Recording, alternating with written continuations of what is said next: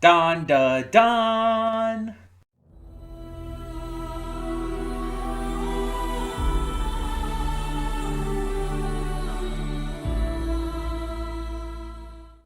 Hey everyone, welcome to Prince the Gay. I'm your host Connie, and today we are here with episode 1, first impressions of episode 1 of Don da Don. And this has probably been one of the most hyped up anime in recent history. This series, I don't know anything about the plot, I don't know anything about the characters or anything about the series, really. But this has been getting so much hype over the internet. It's been getting so much anticipation and build up that it's, I think, the only anime I know about that's coming out this season. Like, I don't think I've heard of any other anime for the fall season of anime other than this one because no one's talking about anything else. It's all about Don Da Don. And apparently, this series, from what I've gathered, is a popular manga as well, so it makes sense. When a popular manga gets adapted, it usually has a good amount of fanfare coming with it. My Hero Academia back in 2016 was massive when it was first coming out. And I mean, it's still really big today, but when it was first coming out, it was everywhere. Everyone was hyping it up. Everyone was like super excited for it. It's like, oh, the My Hero manga is finally getting adapted. We're finally getting the anime. It's going to be so good. Everyone was losing their like collective shit over it. And there's been other examples of this happening as well. This is the new hotness for anime. This could be the new Chainsaw Man in that regard. It could be the new My Hero Academia. This is that big. It is on that level of hype for its initial release. And again, I don't know anything about this. I'm going into this blind. So I don't have any hype surrounding it for myself. I have never read the manga. I have not even read a synopsis for this. I have not checked out any of the trailers. I wanted to go into this as blind as possible because I feel it gives the best reaction for you guys, as well as gives the best experience reacting for myself. So I wanted to make sure I did that. I saw trailers and stuff posted and I avoided them like the plague. But I will say here that even without knowing anything, hype can still affect a person. So I'm trying to cool myself. I'm trying to go in with reasonable expectations and hoping it's really good, hoping it lives up to the hype or even surpasses it. But I'm going to set my expectations at a reasonable level so that way, if it doesn't live up to all the hype, I'm okay with it. I'm okay with it. Now, if you're new to the channel, if you're checking it out for this video, or if you've started checking it out recently, or whatever, then you might not know what a first impression reaction is. So let me explain. A first impression reaction is pretty much as it sounds. I watched the first, maybe 2 episodes in some cases, of a series.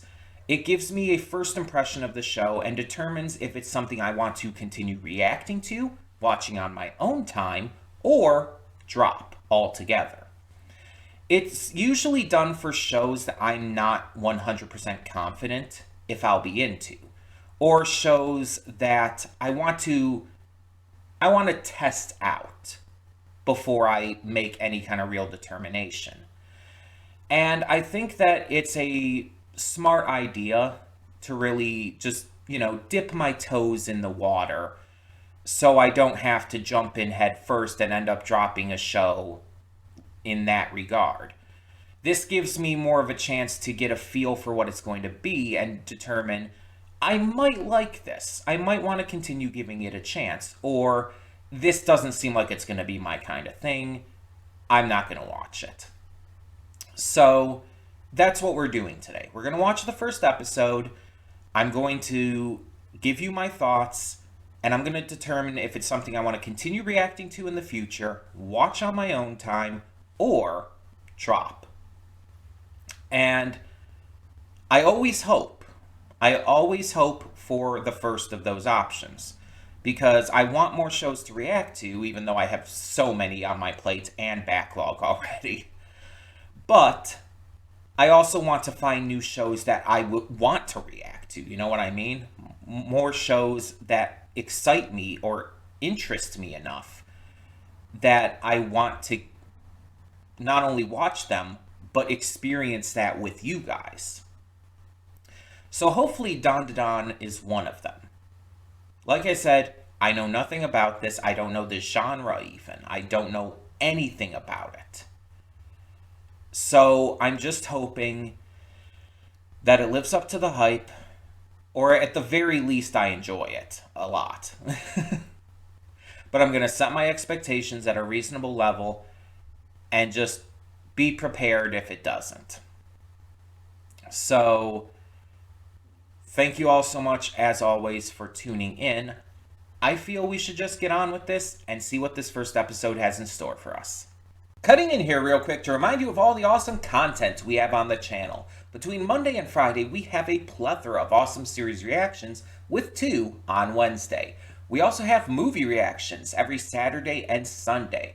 I do pre-record them during the week, but upload them on the weekend. We also have gaming content every day of the week over on the Princess of Gaming channel. We have Horizon Forbidden West every other day, Baldur's Gate 3 every day. Every Wednesday and Sunday, we have Beyond Two Souls, and we have Poppy Playtime on Saturdays. Don't forget to click the link in the description below to get to today's video. I redirect everything due to copyright. And don't forget to subscribe to the channel and like this video for more awesome content like this in the future. Thank you so much for tuning in. Let's get to today's reaction.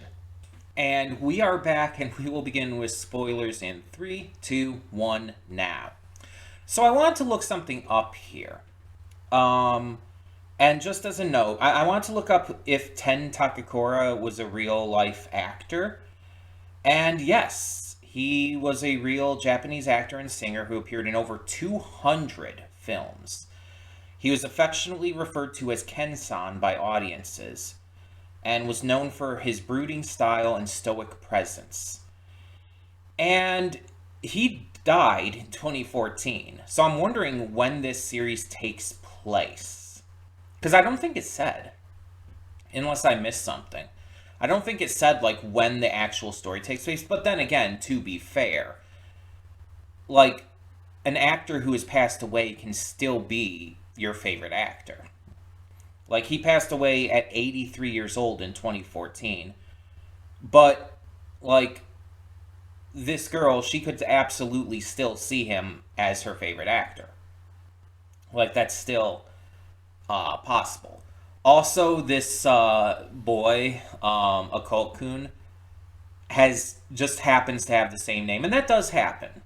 That does happen where people share names with celebrities, and it's kind of fun to think about and to point out every now and again. For example, my now late grandfather, his name was Ken Rogers. You know, like the country star Kenny Rogers. And believe me, that joke was made all the time. that comparison was made all the time. My grandfather couldn't sing. He wasn't... He didn't look anything like the country music star, but they just shared the same name. So it's just coincidence more than anything. So another thing to note about this said it was made by, or the anime was by Science Saru, right? Yes. Science Saru, if you don't know, did the Scott Pilgrim anime that brought back all the original cast from the live-action movie. It is also known for Keep Your Hands Off Eizouken, which is an extremely underrated series that I absolutely adore. So, Science Saru has a pretty good track record for me. it has two series that I already like greatly love. And this first episode, I really liked, but I have one big nitpick with it. I have talked about this before with various shows and whatnot. I don't like when underage characters are sexualized in anime. And I know it's a thing that happens in a lot of anime, a good portion of anime, where underage girls are sexualized. And I understand that cultures are different around the world. I understand that there's different standards for that kind of stuff in different cultures and locations and whatnot. But I judge this all on my standards, on my beliefs, my ideals, and everything. And anyone under the age of 18 being sexualized grosses me the fuck out. It is an exceptionally high ick for me. Because to me it's just immoral. It's immoral, it's gross, it's if you're under the age of 18, you're a child. And sexualizing a child is just not okay. And this is why I can't stand shows like Kill la Kill.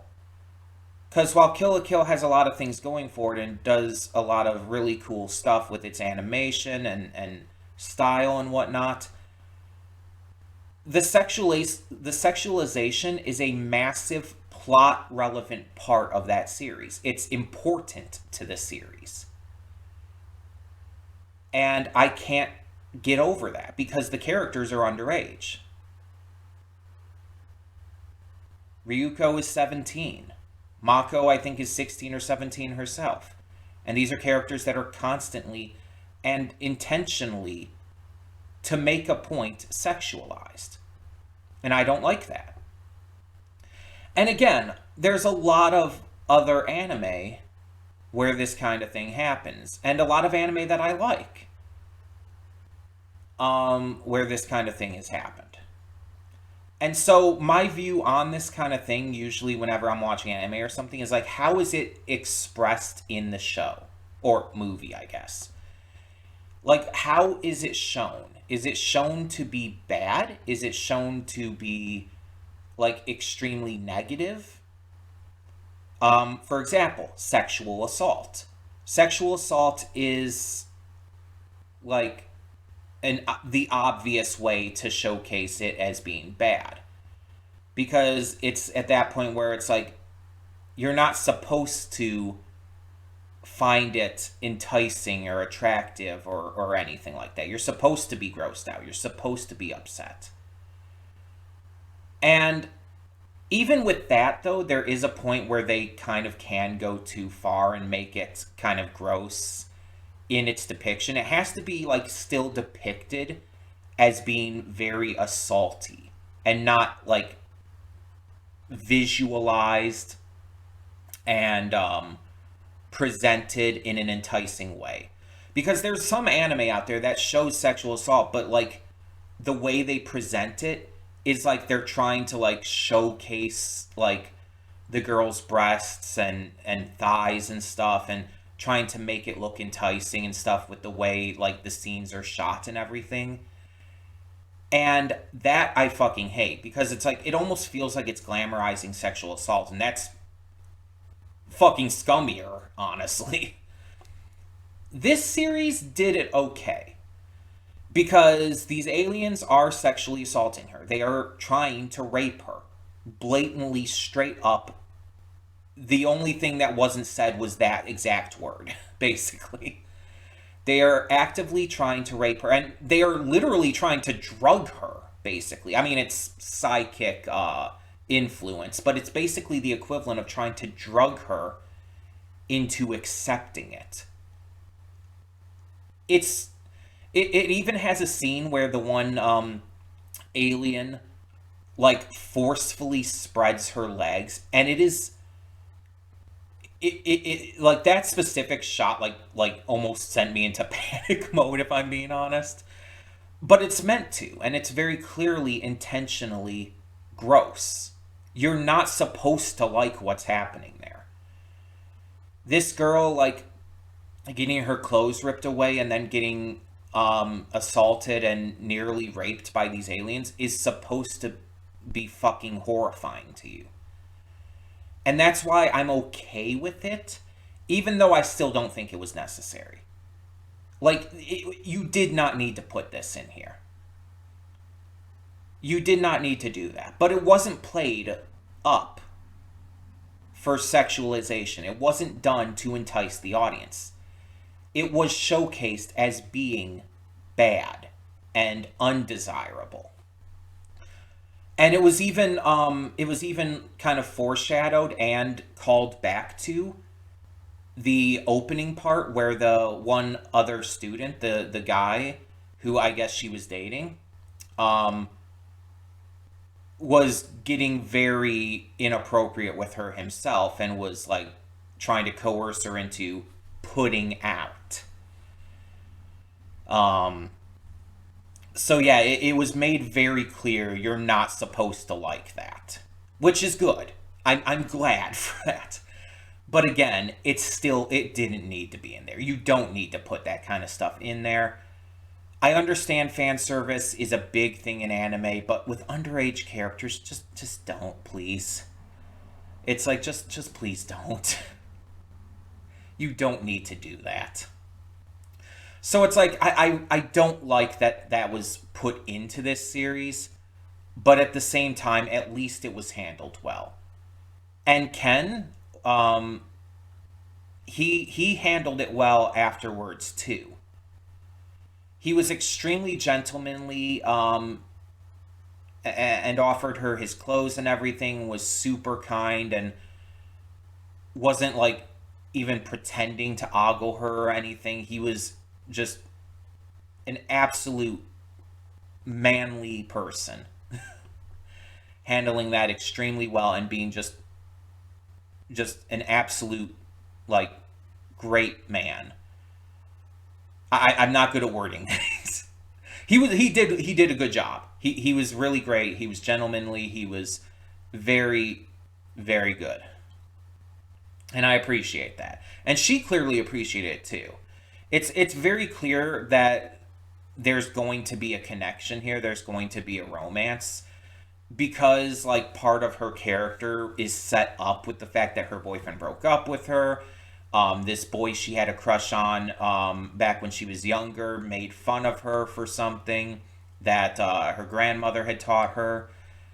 And it's very clear that this aspect of her actively wanting and searching for someone who is like her favorite actor, and this guy ending up having the same name, it's a perfect setup. It's an absolutely perfect setup for a couple, for a relationship. So it's very clear that they're going to end up together. I don't know how long that's going to take or what they're going to go through beforehand, but yeah. Now, the aliens weren't the only perverted force in this, though. We also have the Turbo Granny, I guess, who is this old lady spirit who is extremely perverted. And, like, literally the instant she shows up, she's like, I'll let you suck on my teats if I can gobble up your weenie. And it's like, one, the phrasing of that is what the fuck. Two, what the fuck? Like, seriously. What the fuck? I don't know how else to put that. It caught me so off guard. I don't even think I, like, knew how to react in that moment to that. I was just so caught off guard by that. It's like, how do you just suddenly throw that at the audience like that? Out of nowhere.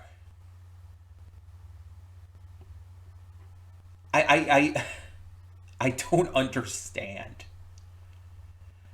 Um, but it was definitely like it definitely got your attention. It definitely like got your interest, and it shows that like both of them were being sexually targeted. And that also is something you don't see a lot in anime. Seeing male characters sexually targeted like that, you don't see that a lot. And I kind of appreciate when that does happen, but again, do not like it happening to children. um Mind you, like we didn't see anything happen with him, but apparently it did cuz the Turbo Granny at the end like was mentioning like she I guess in order to enact the curse has ownership of his weenie or something. Also, why do they have to use that term? Like what the hell? But she has ownership of it or something and they have to go like take her out to get it back and to get him free. And while he's cursed like this, unless she's holding him back with her psychic powers, which she's just now unlocked, can kind of transforms into her or is possessed by her to some degree or something like that. It's like she forms like this shell around his body. He's still in there and can break out of that shell at times. He can communicate and everything and maybe even has some level of control. But Turbo Granny is definitely like in charge still. Um so this series is very clearly a comedy as well. With the way it's presented in a very like um how would I put it? Spoofy way? Like it very much feels like a spoof. But at the same time it's like it's taking itself kind of seriously in regards to it. Like it's not full on satire. It instead feels like it's giving satirical elements to a more genuine supernatural um horror series almost. There's definitely some elements of horror in this. It feels like it feels like, oh, we have a supernatural horror series, but let's add in some elements, some ideas of satire to kind of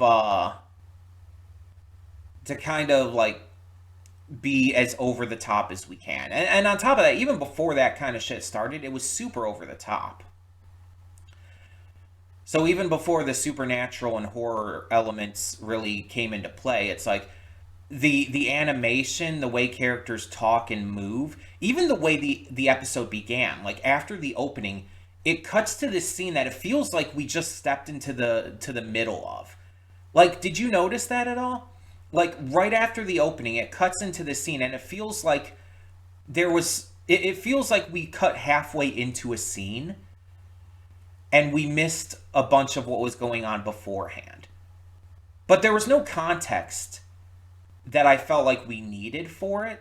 It just felt like that. Like with the way the music came in, with the way the scene actually started, it came across as if it was like the middle of a scene that they just cut into there. And it gave it a very unique opening feel to it. Um, the entire episode has some wild animation, some crazy faces, which I'm always a fan of. I'm always a fan of like going over the top with expressions. I'm always a fan of going over the top with animation and style, because I feel that a lot of times style is just better than technical quality, basically. Because style allows something to feel more unique and interesting and special, while technical quality is just like, oh, you made it look as technically good as possible. Yay. It's the same thing with video games. Like, I'd rather see a game that's heavily stylized and interesting than something that's hyper realistic in its graphics. I don't care about the characters looking hyper realistic. I just want there to be a style to the game that stands out and makes it fun and interesting to look at while I play. And don't get me wrong, some games really work with hyperrealism in some cases. Some games even do a blend of both. From what I've seen of Ghost of Tsushima, for example, and even the upcoming, or the trailer from the upcoming sequel, Ghost of Yotei, it kind of blends that hyperrealism in its like character models and stuff with a super stylistic cinematic visual experience. And I feel like that's the best of both worlds. So that's rare though, especially in anime. You don't usually get that. But sometimes you do. Recent One Piece has done a lot of great stylistic choices while keeping the technical level super high. And I think this series does that really well too. It's technically extremely well made, well animated, well drawn. Like, everything is technically really well done. But it's also super stylized in a way that makes it stand out. So, yeah, it's really great in that regard. The voice acting was phenomenal. I want to point that out real quick. There's certain shows where it's just, oh yeah, I love the voice actors. They do a great job. They're memorable. They're notable. The voice acting in this, like, every voice actor just really felt like they were, like, at the peak of their game here. Like, the exaggerated way they spoke and everything, the way, like, Ayase and Ken were arguing about, like, aliens versus ghosts and stuff, it's like they felt like they were really giving it their all. Like, they were, like, super passionate about this project. And they might be, for all I know. But they really, really felt like they, like, wanted to give the best performances they could here. And that they did do that. The opening itself was also really stylized. There's a lot of, like, unique style to it that you don't see in a lot of openings. A lot of the openings are for anime are very basic with both the music and the visuals.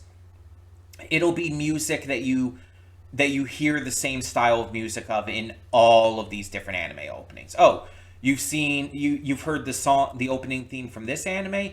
It's really not that different from the opening theme of this anime. It's a very specific style and sound that you just learn to recognize and hear everywhere. But occasionally an anime will come along that has a very unique sound to its theme song, whether it's a single theme or multiple themes. And sometimes it comes along with specific artists. There's certain artists that are just really good at having a very cool, different sound. And sometimes it's just a very specific song that is just super unique. And when you pair it with visuals that are, like, very heavily stylized, not just, like, showing the characters moving around or fighting or whatnot, but, like, showing a bunch of, like, stylized character screens and different, like, splash backgrounds and stuff. I really like openings like that. Because amongst all these other anime openings, even ones like One Piece, which I love a lot, most of the One Piece openings, but even amongst ones like One Piece openings are still very basic. But openings like this, you know what this reminds me of? I don't know if you've ever seen an anime called Kokoku. A lot of people didn't. It's super underrated, and a lot of people who did see it, unfortunately, weren't the biggest fans of it. I loved it. I thought it was great. I think it's super underrated. But the opening is phenomenal. It has one of the best opening theme songs of all of anime, in my opinion.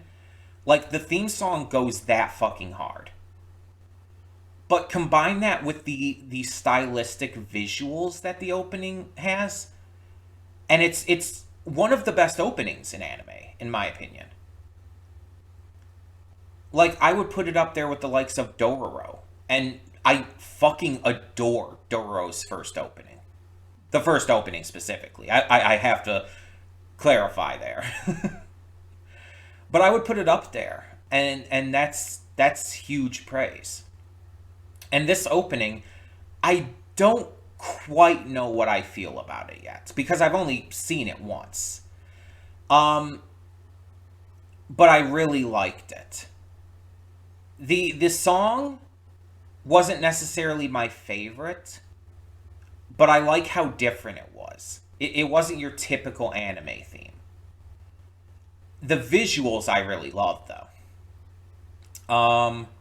The visuals definitely carried this opening, and honestly, no disrespect to the artist who got to perform this or anything, because again, great job and everything. They did an excellent job.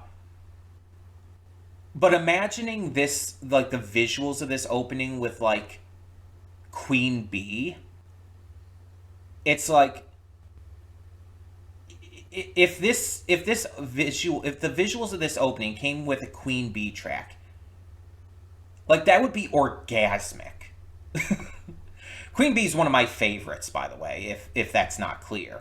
Um, every song they do is amazing, and every opening or ending for an anime that I've seen from them is amazing. Speaking of Dororo, by the way, they do the first opening for Dororo, Fire. They also do the opening Zero Ichi for Undead Unluck, and they do one of the Chainsaw Man endings. Just to give you a few examples. I don't know what else they've done other than those, but those are the big ones that are the big examples for me. But yeah, if Queen Bee had done the song for this with those visuals, it probably could have been top five openings for me. I'm completely serious here. But again, I do like the song. It's not my favorite, but I do like the song. So no disrespect to the actual artist here who did the theme song for this at all. I'm just saying, like, I'm just taking a moment to gush over Queen Bee, basically. They're amazing. But yeah, the opening was really good. I'll definitely have to see it more times to really get a good feel for it and really determine exactly how much I like it. Um, but yeah, overall, I really like the zaniness of this show. I like how crazy and wild and unpredictable it is. I like shows that are just unapologetically ridiculous. Like, it's not trying to be like super well constructed in terms of story and plot and pacing and whatnot. It's just doing whatever the fuck it wants. I like shows like that because it's fun to watch. It's fun to see. It's like a car wreck with glitter. If that makes any sense. It's like a car wreck with an explosion of glitter. It is it is the best way I can describe that. It's like it's so unapologetically insane that you just can't take your eyes off it. It is it is crazy as hell. And again, while I did have that one notable issue with the sexualization of a minor, I do think it was handled well to where I can excuse it. Well, okay, I can live with it is a better way of putting it. I don't excuse it. I never excuse sexualization of minors, but I can live with it because it's portrayed as being extremely negative. It's portrayed as being vile and gross and evil, and I appreciate that. At least it's being portrayed as bad as it is. Um, but yeah, other than that, like this was honestly great. That was really the only thing holding this back from being like an A plus premiere for me. Um, and that's saying something. Um, to see it as this great as it is, even with that issue, that says a lot for just the quality of this first episode. Because a lot of shows, this would have taken it down to like a B or even a C. But because of how it was handled and because of how good everything else is, it's still an A range. It's just not an A plus, but it's still an A range, maybe A minus, but still. I I think it was just a fantastic premiere, and I mean, if it's not clear, yes, I will continue to react to this. Though I mean, I guess it's not clear because I could really love something but not feel like it's right for a reaction. Like I'd rather watch it on my own time. There's shows like that, where it's like, oh no, I would want to watch this just on my own. I wouldn't want to react to this show. There's stuff like that. But with this, I do want to continue reacting to it. So it's going to be added to the list for future first impressions continuations. And those are usually determined, honestly, with either the wheel, which we do to randomize and choose another show once a slot opens up, or I just choose something whenever I choose it. So I don't know exactly when we'll be getting back to this, but I am very interested in getting back to this. So we might even do it sooner than some other stuff that's been on the list for a while. I don't know. We're going to kind of have to see. We're going to take it one step at a time and make a determination from there. For now, though, tell me in the comments below what you thought of this first episode of Dan Dan. Let me know your thoughts on the unique stylization, the animation, the voice acting, and everything else, really. Even tell me the opening, and have you seen the opening to Kokoku? If you haven't, check it out. It's really good. But yeah. So thank you all so much for tuning in. And for now, I'm Connie and I'm signing off. See y'all next time.